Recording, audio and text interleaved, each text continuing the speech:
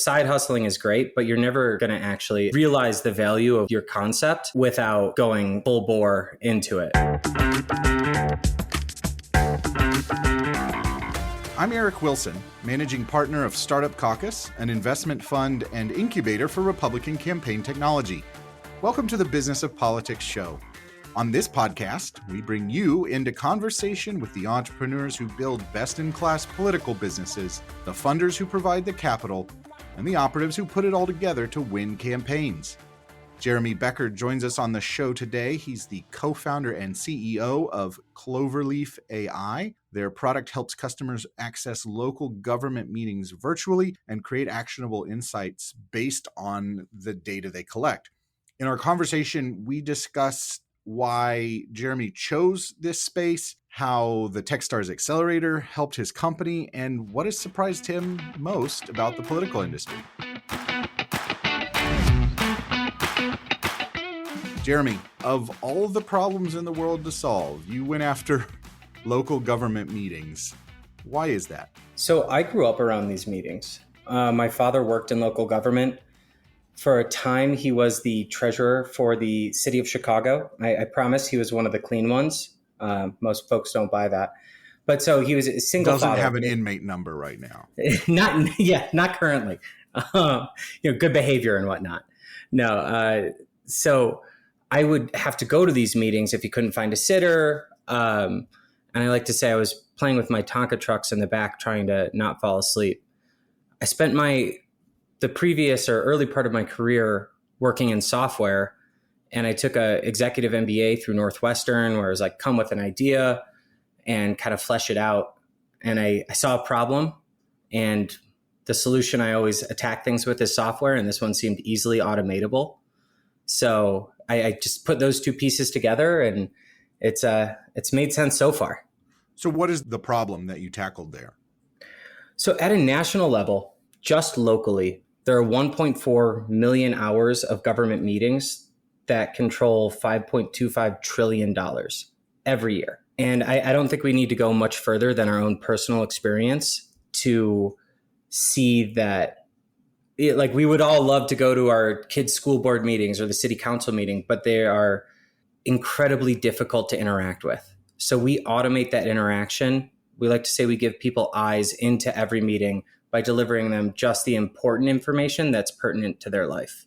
Got it. And so previously, how would people access this, or whether that's an individual private citizen or a company? A lot of what we've seen is that you have one of four options.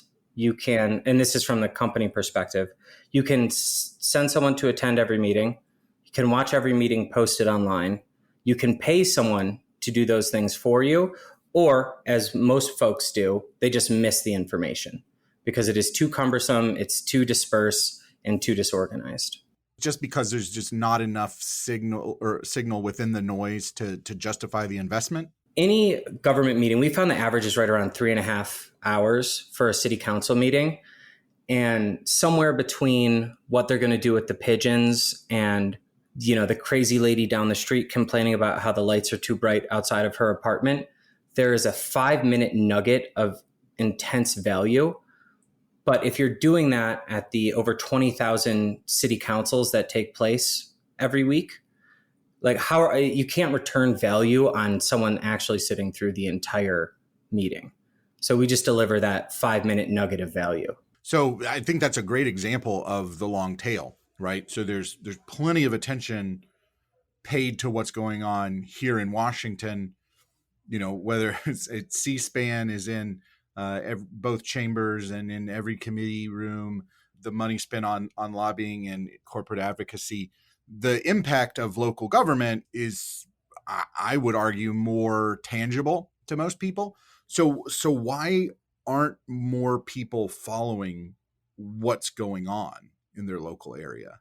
I think it's just the disparate nature. If you were to ask me, honestly, I think media has a huge amount to do with it. Most folks just don't pay attention to politics except for once every 4 years. The diehards will pay attention once every 2 years, but they don't realize that their local tax rate or their ability to talk about when garbage is picked up are things that can really improve their lives. And if you look at that at a macro scale for a company, let's talk about when RFPs are coming out, right? Like in a lot of cases, unless you went to high school with the mayor in a local area, you're going to be late on that RFP. And RFPs are often written for a specific vendor in mind. So I think it's just that this difficult, disparate nature of these meetings is too much to see a quick ROI on it, which is why we're using software to automate it. Got it. And I think it is, I mean, I think there are a couple things going on here, and you touched on these. One is kind of the lack of civic education, right? People really, I've dealt with this, where people, think the person running for Congress, that, the House district is the senator, or, the person running for governor is trying to be congressperson. There's lack of civic awareness. And then the other thing that's a real challenge is the lack of local media. A lot of these meetings are happening in a place where there's no journalists there. And so obviously a solution like yours is really important to be able to bring people back into that legislative process that's happening at a local level.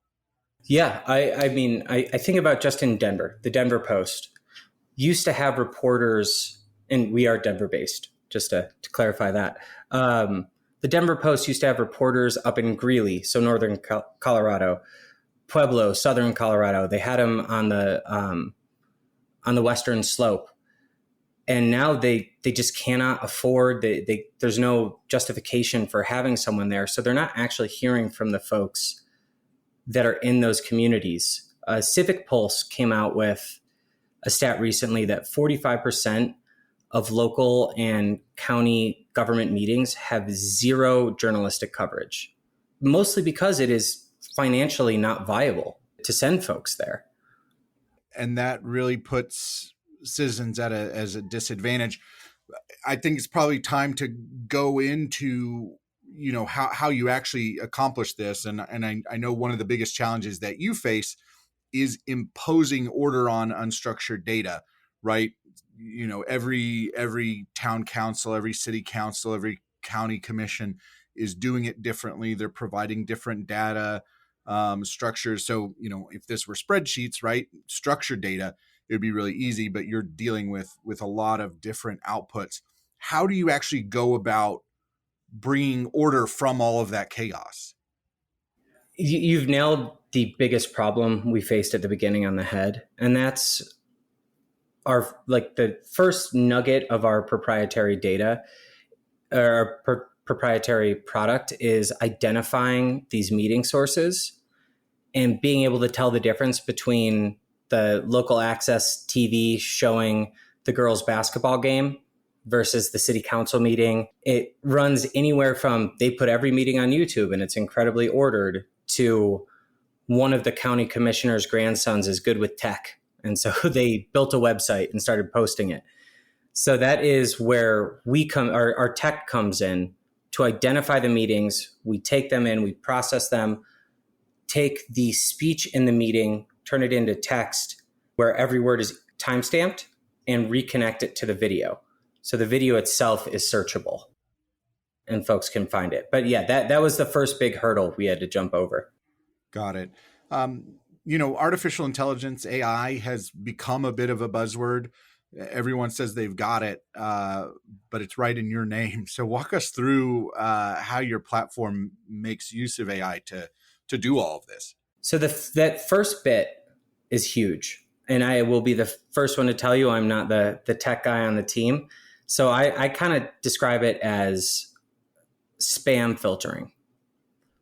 So we can automatically identify where the video source is, but is this a video we actually care about? And that's where we use metadata. We use the first transcripts that we get to say, when you see this title. So we're training that model to not grab the girls' basketball game, high school game, and instead grab just the city council meetings. So that's step one. Then, of course, there's the speech to text portion, and then the back end of trying to derive meaning out of it.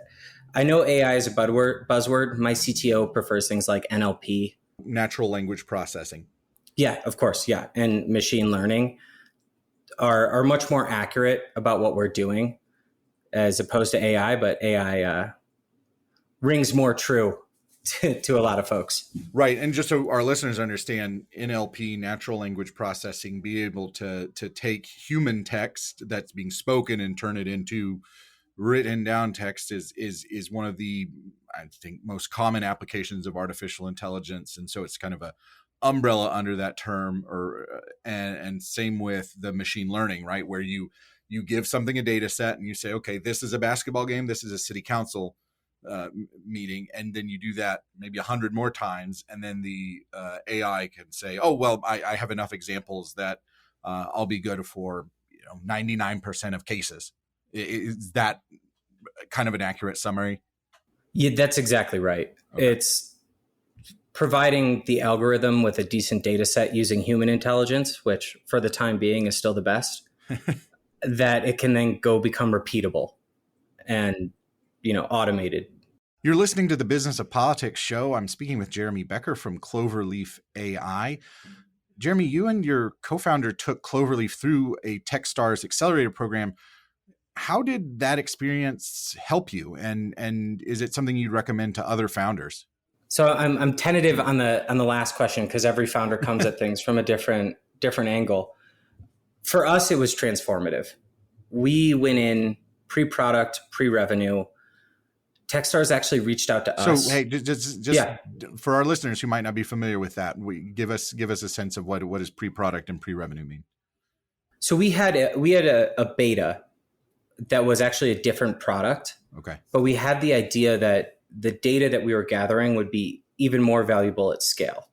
So we didn't actually have the product that we planned on building and selling for Cloverleaf yet.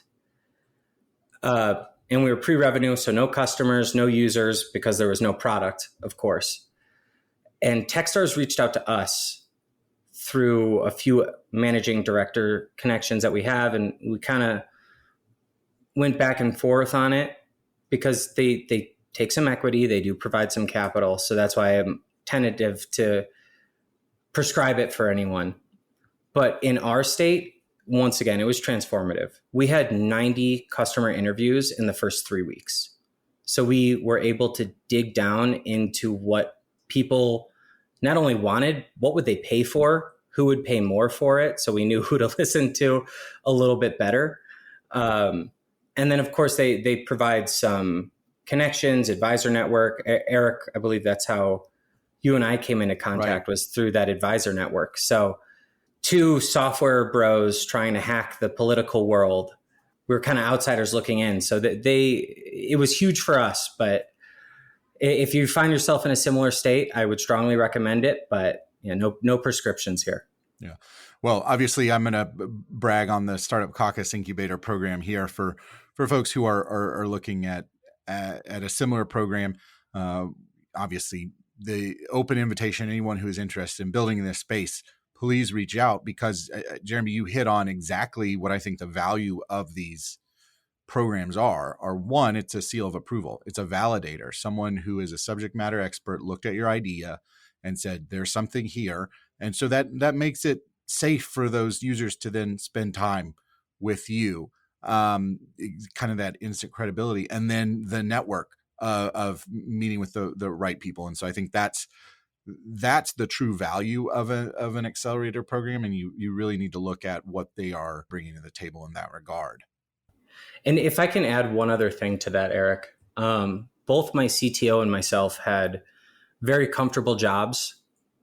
We were both side hustling this thing, and getting that validation in the space for someone like yourself to say, yeah, let's jump in. We believe in you. Let's go do this thing, was just another way it was transformative. Because side hustling is great, but you're never going to actually realize the value of your concept without going full bore into it. Yeah, it's like taking the training wheels off. Yeah, 100%. I mean, the 10 hours a week we were each putting in was cute, but until you can get to that 80-hour a week level, you're kind of just dipping a toe in. I'm curious to hear how how does your mission, making local government more accessible, help you attract talent, partners, and investors? Is there something unquantifiable there that gives you a little bit of a boost?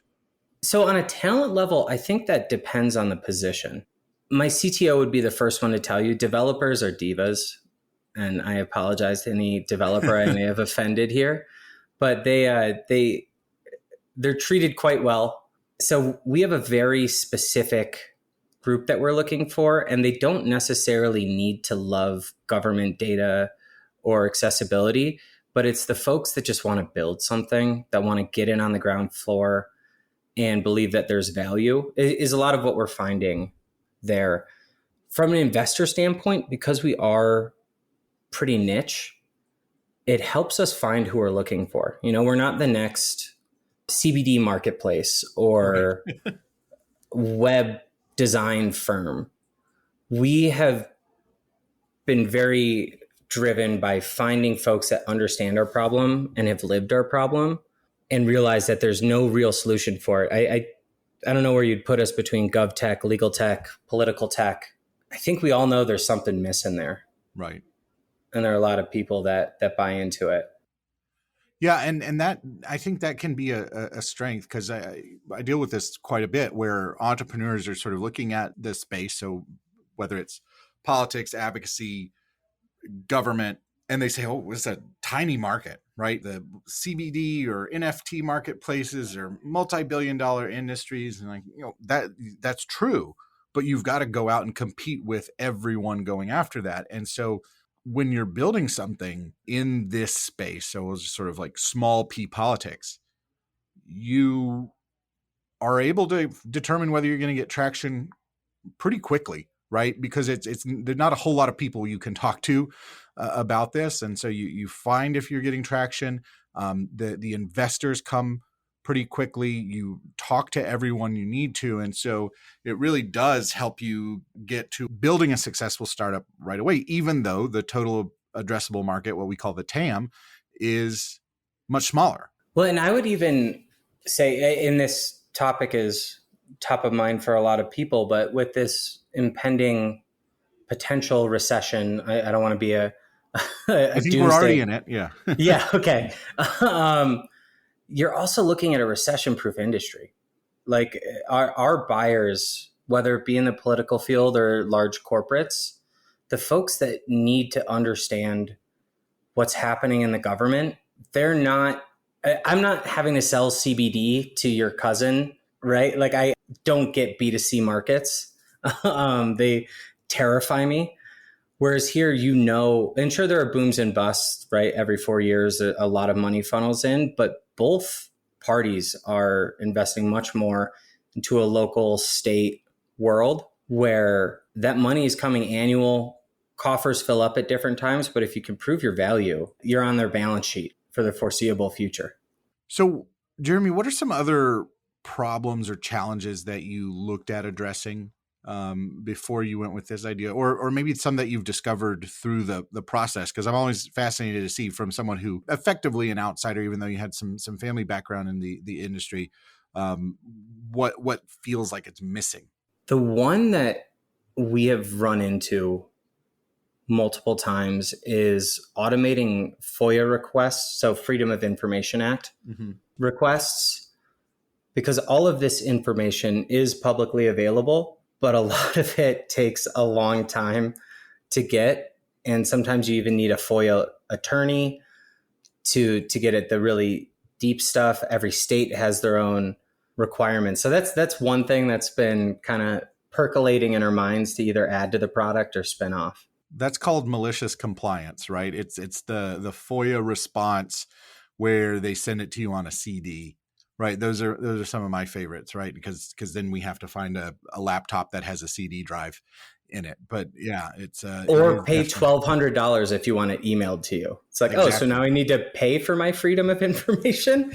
That's never quite sat right with me. Right. Yeah. So that is an interesting problem, and similar sort of thing where if you are the average citizen, you want to be able to access or hold your local government accountable, you need to be able to have information like this. So that's really interesting.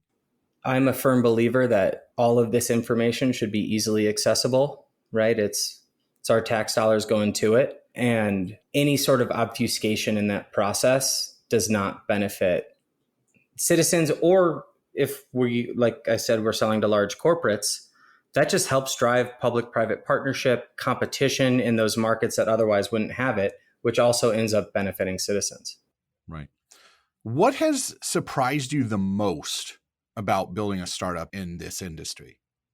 I'm tempted to say everything. Well, maybe pick a couple that were really head scratchers. To speak completely transparently, the largest surprise was kind of the shirts and skins game between the parties.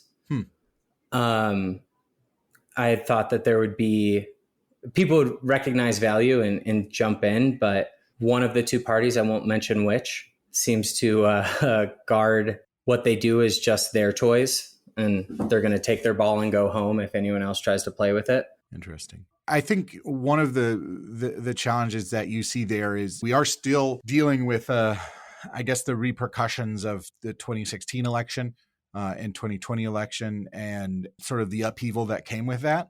There was always a little bit of that, but I haven't seen it this bad in my 15 years of working in this industry. And it is frustrating to someone like me who also tries to place technology into campaigns and organizations where you'll be talking with a company that has a totally neutral technology, but then they accept investment from someone or do a deal with someone, and then it's I'm sorry, we just can't talk to you anymore.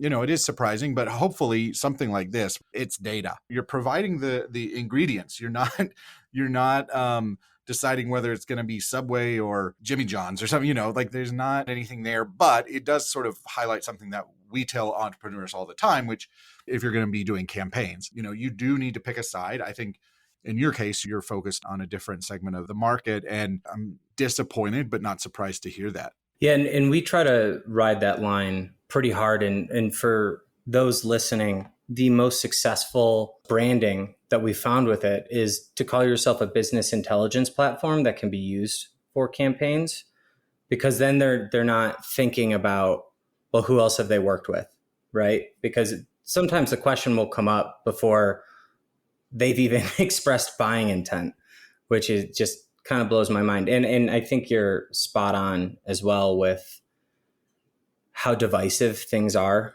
right now, and hope that we can get to a more understanding level of collaboration here soon. Anything else that jumps out as being a surprise? The other thing I will say is that DC is a small town, but also a very large town simultaneously. So if I were to provide any advice on it, is to maintain relationships. And my friends joke that I would network at a funeral, but really dig into networking and connecting dots between who knows who, because there are really strong adjacency network effects where if one person knows you and is working with you, and even if they just say, yeah, I know those guys, there's a lot of weight behind a statement like that. I don't know if I'm supposed to be providing advice here, but no. I mean, that is good advice. And it's always good to hear it from someone who's in the thick of it, right? Because I think a lot of people who are product minded or come from a software background are like, look, I'm just going to build a really good product. I'm going to put up a splash page. I'm going to put up a pricing table and get it out in front of folks. And that's how my idea is going to go out there. But you've hit the nail on the head with it is a relationship driven industry. And there's a currency around trust and referrals and networks. And it's not always well documented, right? In the way that it might be in other industries. And so that's really fascinating to hear you articulate it that way, which is sort of undocumented, strong ties between people, because it's a small town with a lot going on.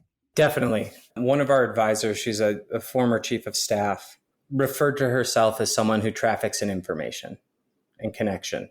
So I think that kind of speaks for itself, and that ability to connect the dots and talk to the right folks at the right time and go meet people in person is huge, I've found. I agree with that. And certainly as the pandemic has come to not a close, but a more manageable place, the in-person is very much back, and being in town in DC is very helpful. I want to thank Jeremy for joining us today for a very thoughtful conversation. If you want to learn more about Cloverleaf, go to cloverleaf.ai. That link is in the show notes. You can learn more about his product, and if you want, schedule a demo to learn more. I'm sure he and his team would love to walk you through their platform. I would ask you to remember to subscribe to the Business of Politics show wherever you listen to podcasts, and share this episode with a friend or colleague if it made you a little bit smarter. It'll make you look good and help introduce the podcast to more people. Another way that you can do that is by leaving a review or rating on Apple Podcasts. Again, you're probably tired of me saying this, but the best way for us to reach new listeners and bring more people into this ecosystem is through discovery. With that, we'll see you next time. Thank you for listening to the Business of Politics show.